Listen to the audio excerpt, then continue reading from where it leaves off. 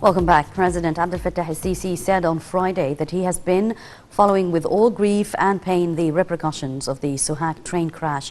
The president said that today's pain will only increase our determination to end this pattern of disasters, adding that he directed the cabinet and all state officials to exist at the accident scene, follow up the developments on the ground and report continuously to the head of state on the situation around the clock.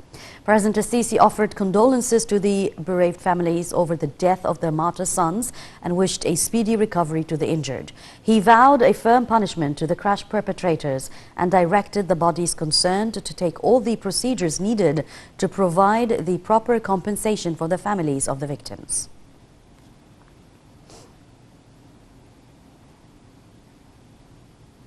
Two trains have earlier collided in Upper Egypt's governorate of Suhag. The Health Ministry spokesman Khalid Migahed said that some 50 people were injured and moved to nearby hospitals across the city.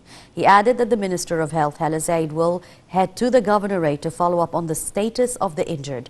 Zaid, meanwhile, allocated the Suhag Emergency and Crisis Operation Room to tackle any developments relevant to the accident, in addition to help providing medical supplies and equipment needed to treat the injuries.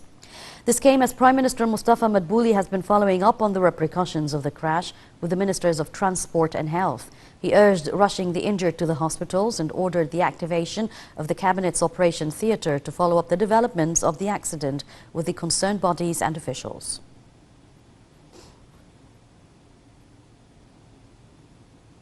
The Suez Canal Authority on Friday hailed an offer by the help of the United States in refloating efforts of a giant container ship stuck at the canal's waterway.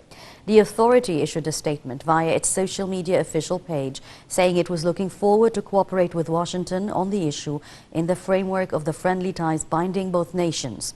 The authority also voiced appreciation to similar offers and asserted its keenness to end refloat operations and restore navigation at the canal in the nearest time.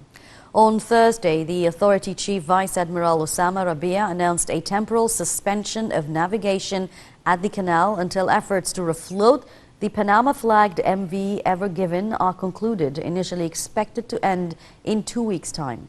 The 400-meter-long and 200,000-ton vessel veered off course due to bad weather and ran aground in a sandstorm on Tuesday.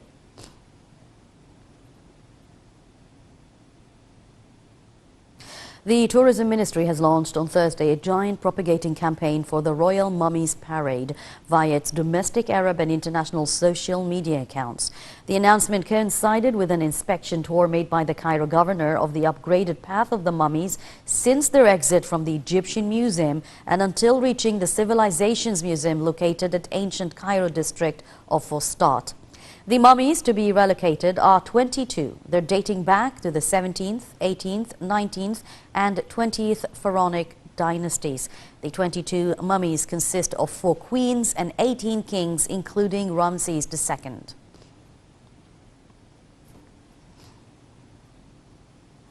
Egypt's coronavirus cured cases rose to 151,765 people after 321 more patients left quarantine hospitals on Thursday.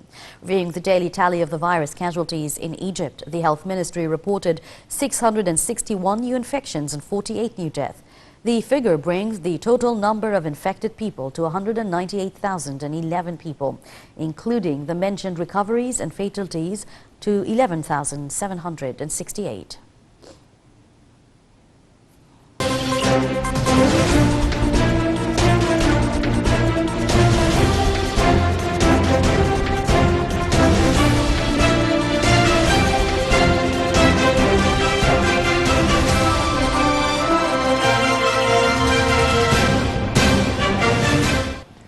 Minister of Trade and Industry Niveen Gama asserted that Egypt and Sweden are bound with distinguished political and economic ties on all levels. The minister made those remarks as she met virtually with the Swedish counterpart Anna Hellberg on the means of boosting trade cooperation and increasing investments between the two countries. The two sides also tackled the formation of a joint business council in order to enhance cooperation between the businessmen for the creation of joint industrial projects, with the aim of benefiting from the Swedish expertise in the field.